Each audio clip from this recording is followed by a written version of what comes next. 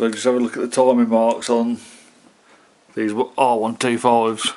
So basically you turn the nut until your timing mark is aligned with that nib.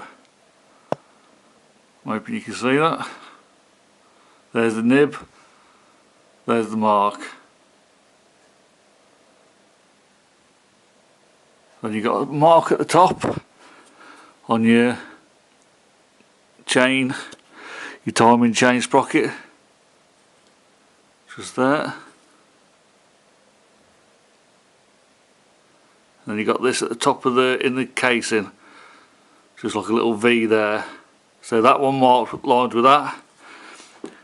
Your timing mark there lines with the little indent on the casing, and then you should be.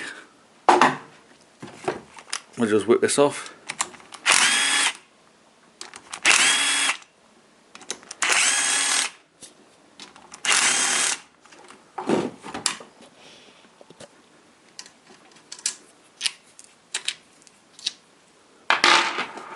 This centre bolt has got a little copper washer on. It's the only one with a washer. Should be at top dead centre and on the rock. On the rock means that your valves are all closed. So you can now test your gap as well. So that's it.